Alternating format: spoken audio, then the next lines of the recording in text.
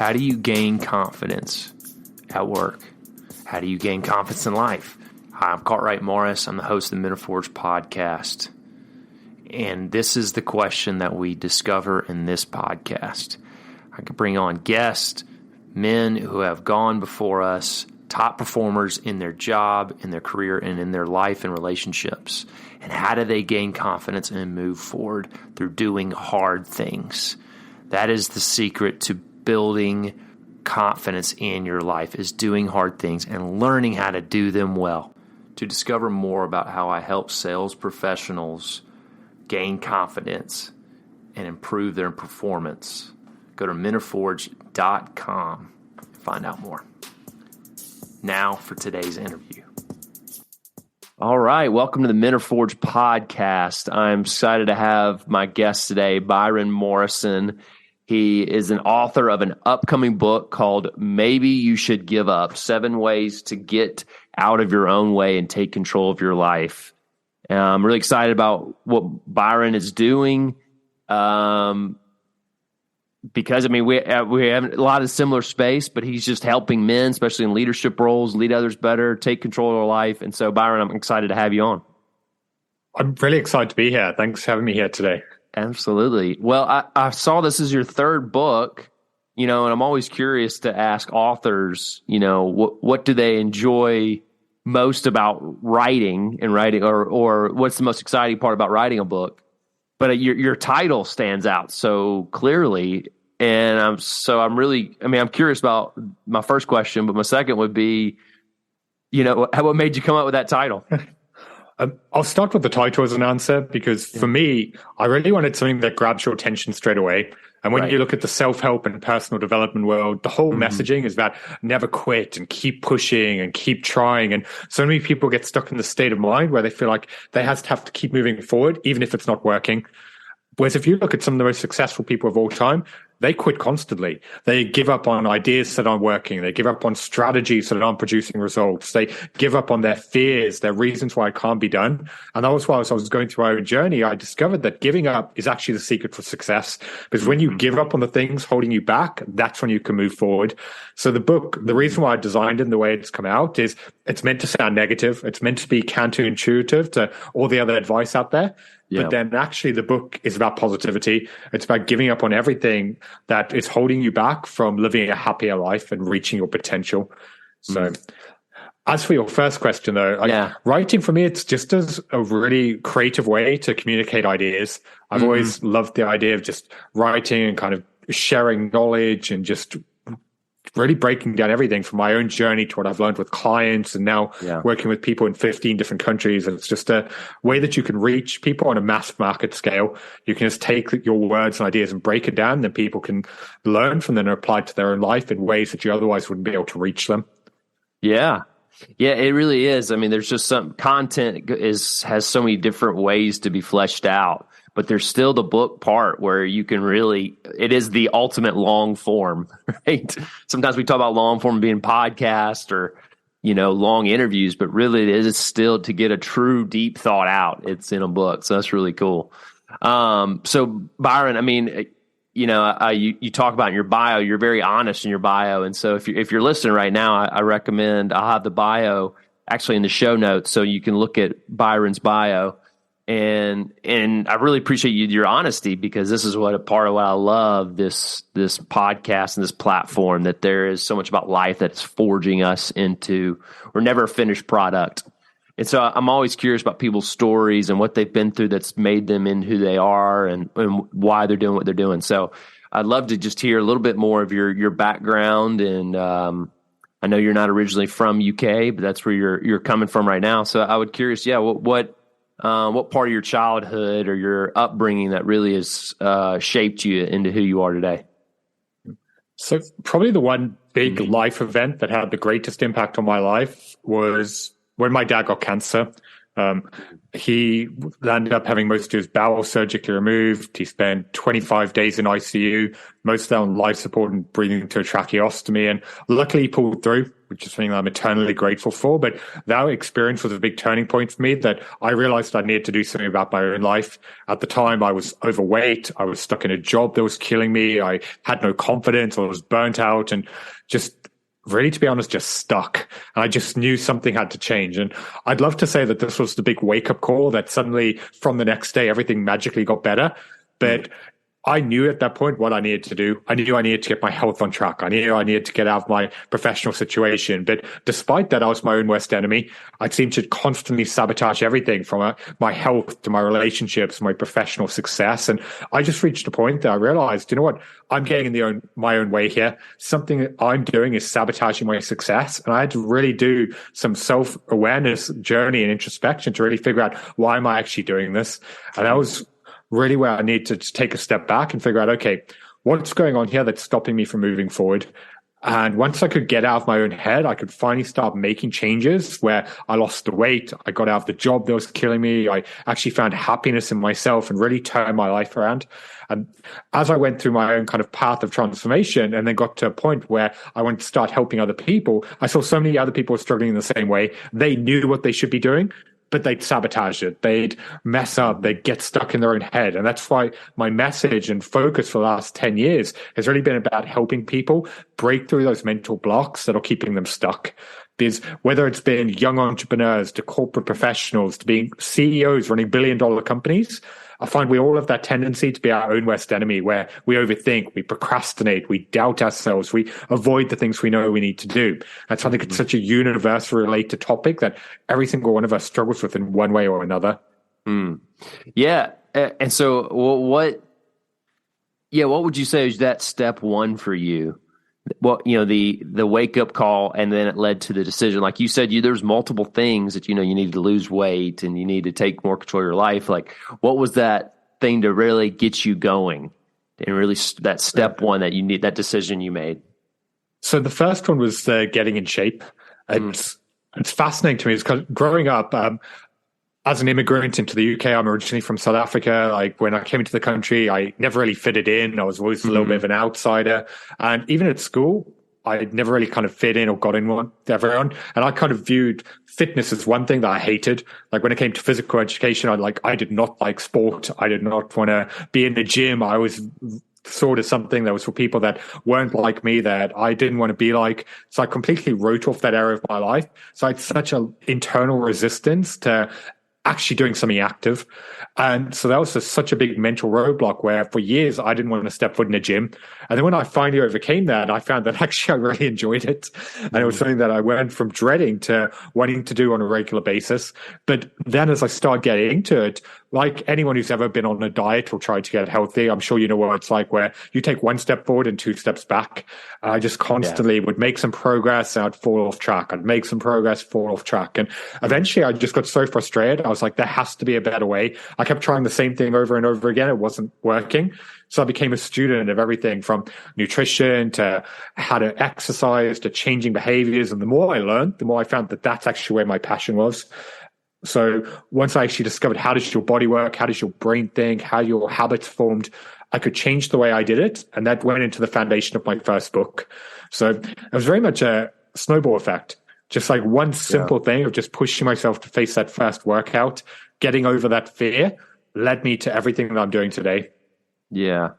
Yeah. You mentioned that, the truth, your truth about fear. Why is fear has such a hold on people's lives and really keeping them from where they really want to be or who they think they should be and all that? It's all about that story in your head.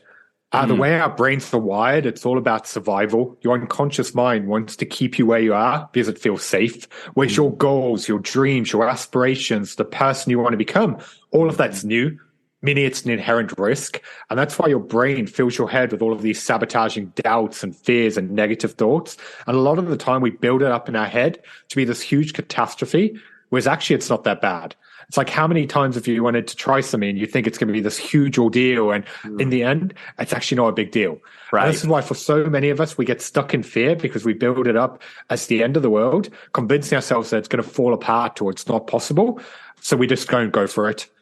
And this is why for me, it's all about understanding and reframing fear. And the way I like to do it for myself, it's all about looking to the end of your life. Because the harsh reality is so many people are going to wake up at 65. They're going to look back at the life that they could have lived and the chances they didn't take. And they're going to be thinking, what if?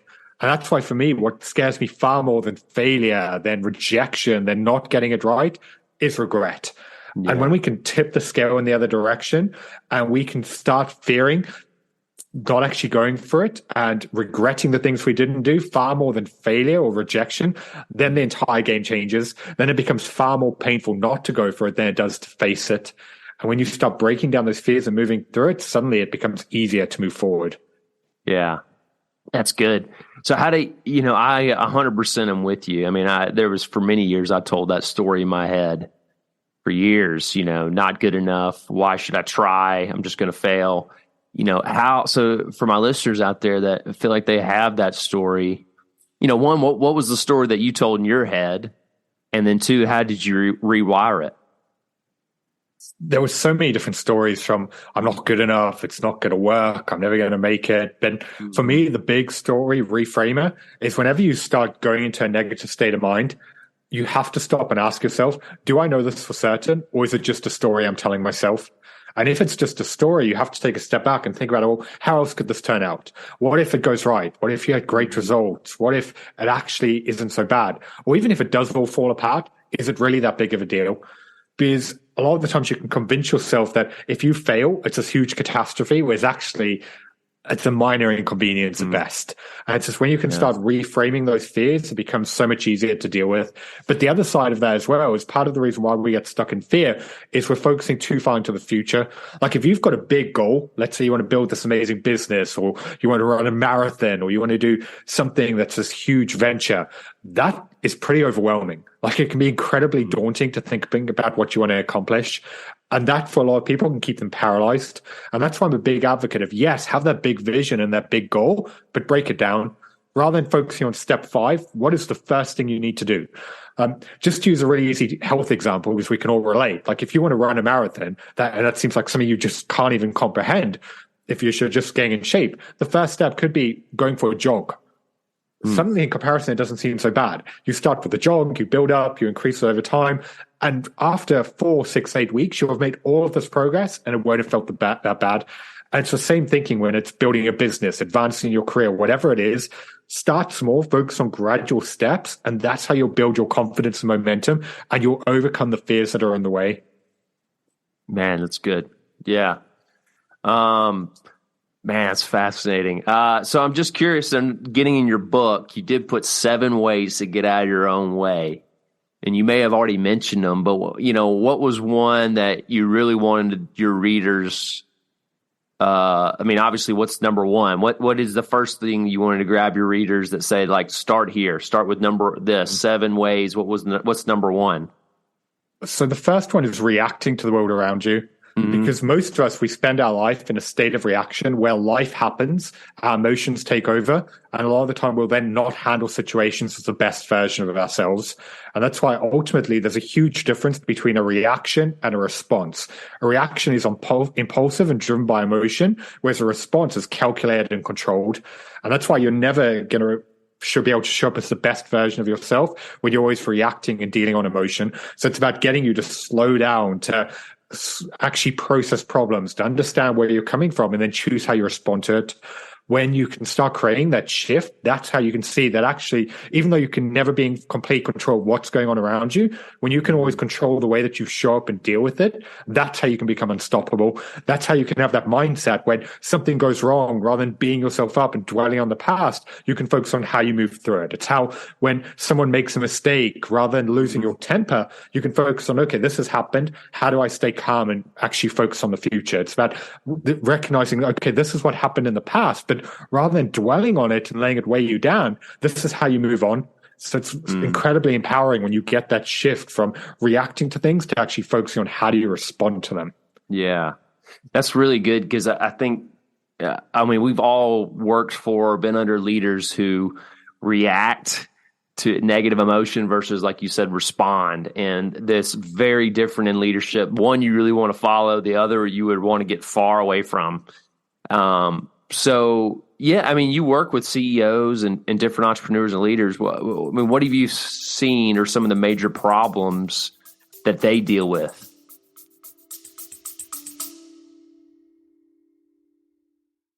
Today's episode is brought to you by Thrive Marriage Lab. If you want your marriage to thrive, this is a great opportunity to you, because strong marriages are the bedrock of strong churches, organization, families, and community. This is a 12-month pathway for any of you that are looking to really have weekly engagement with experienced marriage counselors, not just one, but many. So go to restory.life/thrive to get on the waiting list for this great program that starts in April. That's restory.life/thrive. And make sure you put the word Forge in the promo code to receive a discount on your monthly fee. Now, back to the episode.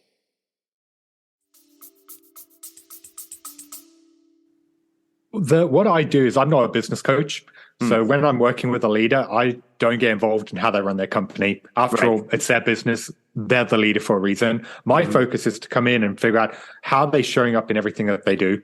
Right. So this is why I've had the fortune of I've worked with everything from first-time CEOs to CEOs running tech companies, like global operation businesses, billion-dollar unicorns in Silicon Valley. And the reason why I've had such a range of experiences, our focus is always on them.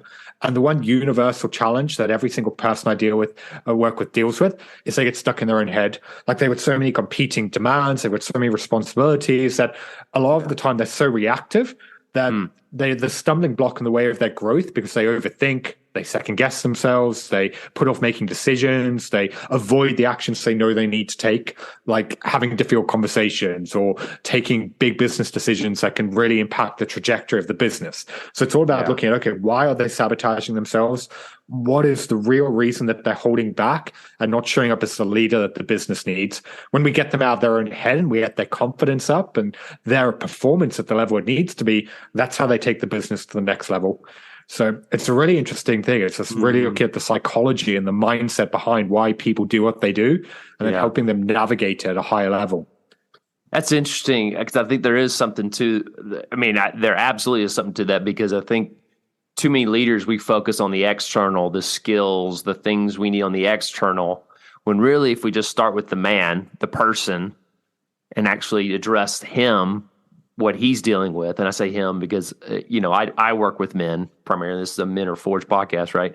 But I'm sure it's the same thing with women, and learning how to do that well, actually start with you, creates that person who is great in those spaces and leads well. Exactly. It's one of my favorite ways of framing it is you could give 100 people the exact same strategy, but they're all going to get different results. And the thing that influences the outcome is their mindset and how they execute on that.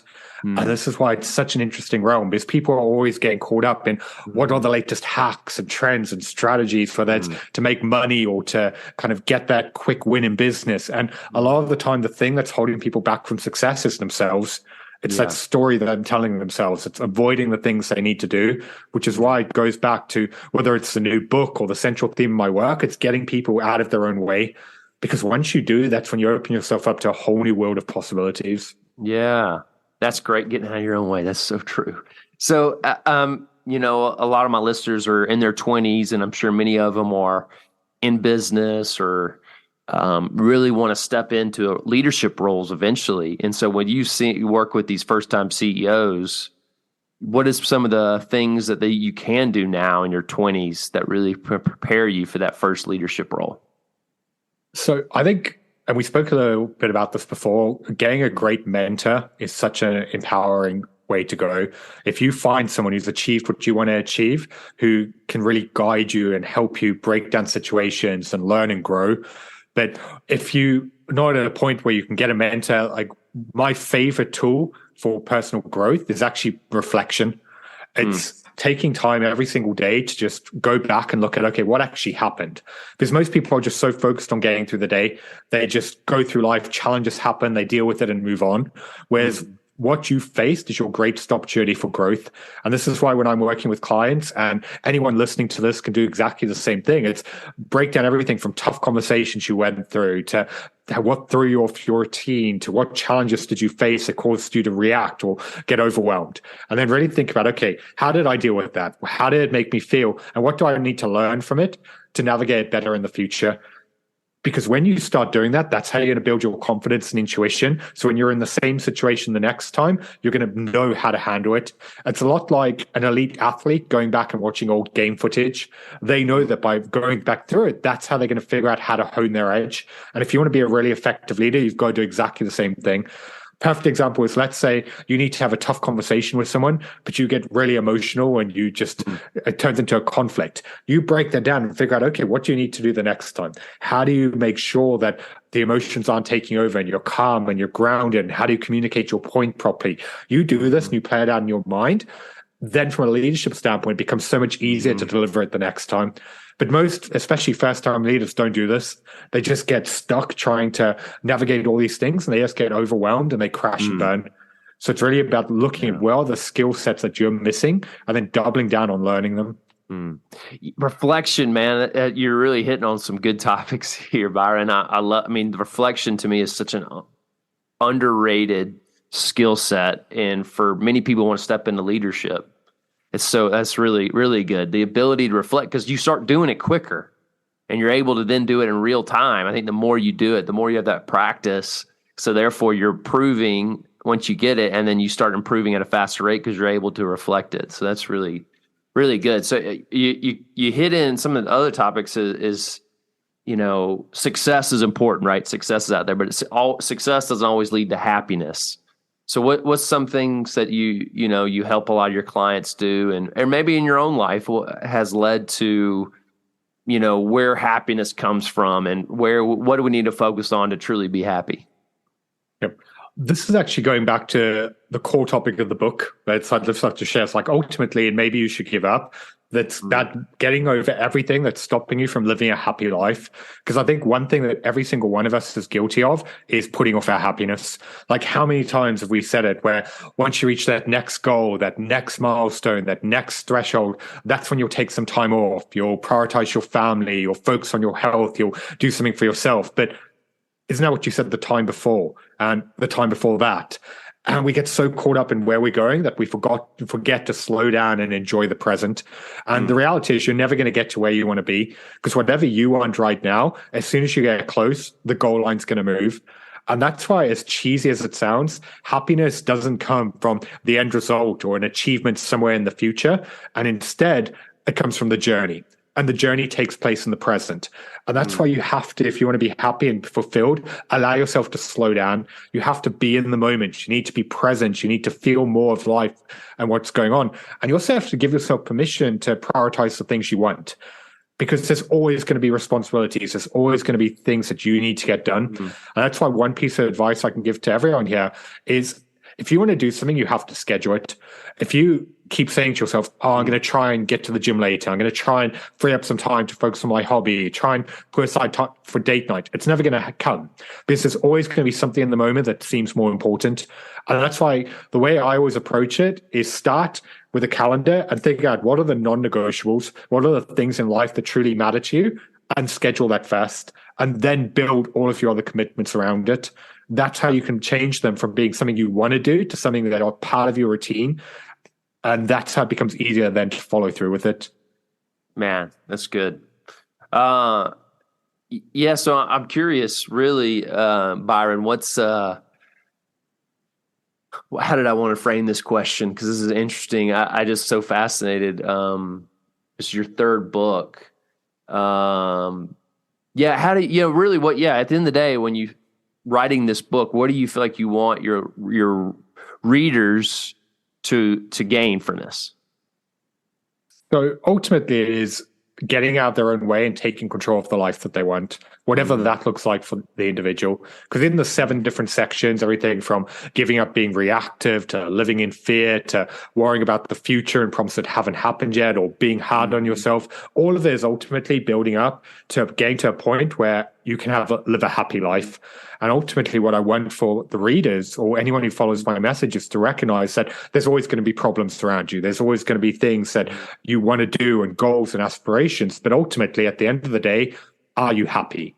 Because that's the only thing that matters. And it's about giving yourself permission to slow down and just take control of the things that you want, or going after the things that you want. It's all of your putting aside your excuses, your reasons why it can't be done, and getting the life that you want. Because when all is said and done, the big thing for me is, can you look back and be like, do you know what? I lived the life that I wanted. I lived it on my terms, and I actually went for the things that mattered to me. So that's what I want for the people who read the book. Be like, do you know what? I can go for it, and I can get over all of the reasons why it can't be done and actually do it. Yeah. And not be that 65-year-old, regretting their life. Exactly. Yeah. So it's such a powerful way of framing it, because we all get caught up in problems and things are going wrong. And I think when you really future pace and you think of like 10 years from now, am I going to care about this? Mm-hmm. Like when you start actually putting it into that perspective, it becomes so much easier to let go and move on. It's the same as like I'm sure there's, as you said, there's a lot of like guys in their 20s listening to this right now. If I go back to when I was 25, part of the reason why I was struggling was I cared too much about what everyone else was doing. I compared myself to my friends, to my peers. I convinced myself that I was behind, and I just constantly feel like I was failing compared to them. And then when I went to start my business, I was like, what are people going to think? How are people going to judge me? For so long, I didn't want to put out videos because I was like, people are going to be talking behind my back. And it's like, now I'm just like, if people are going to do that, those aren't the sort of people you want in your life. Like you just need to get tunnel vision and focus on what's going to make you happy and block out everyone else. I think that's kind of something that happens as you grow older and you get through it, and you realize that a lot of the things you convince yourself were a big deal when you're younger actually don't matter. Yeah. And it's interesting. It's like you won't know that until you try. If you don't attempt, like you said earlier about failure, if like you're not willing to fail, you'll carry those same self-sabotaging thoughts as you get older. But if you start confronting it and start putting the videos out, it's like it may not look good. There could be people who actually say some bad things about it. But if you're willing to actually try it, you will then improve. But man, it's also reframing failure, because a lot of people look at failure as this huge end of the world thing, whereas actually it's just a stepping stone that's going to get you one step closer towards where you want to be.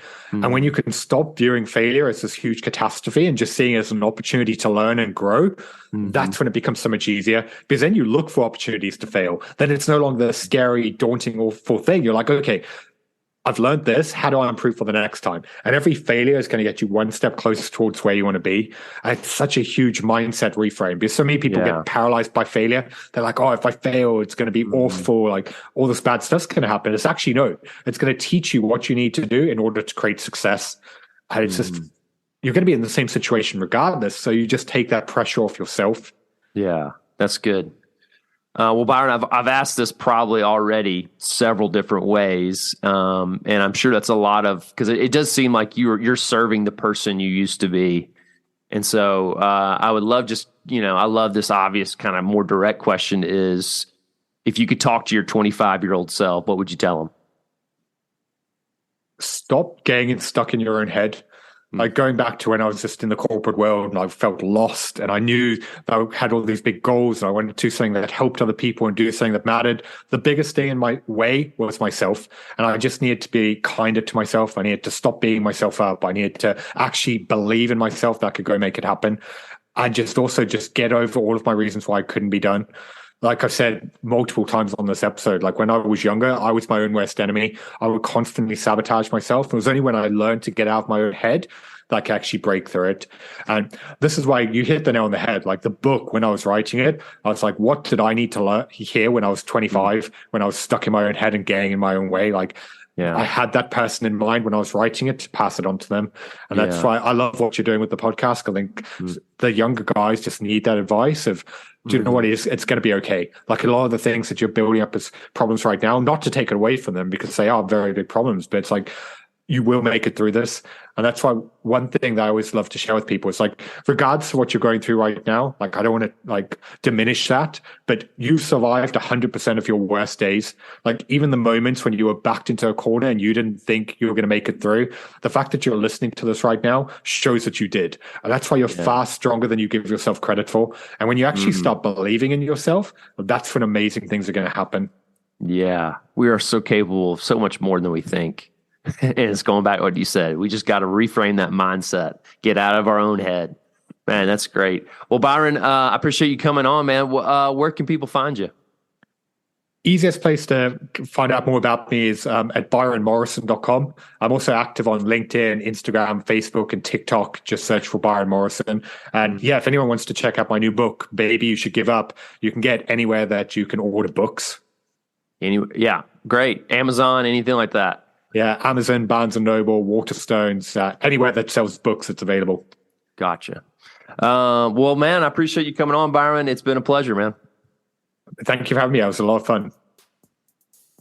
Thanks for listening to the Men Are Forged podcast. If you want to find out how top performers gain confidence on a regular basis, you just got to go to menareforged.com and put in your email address, and you will be sent a video about how to do that.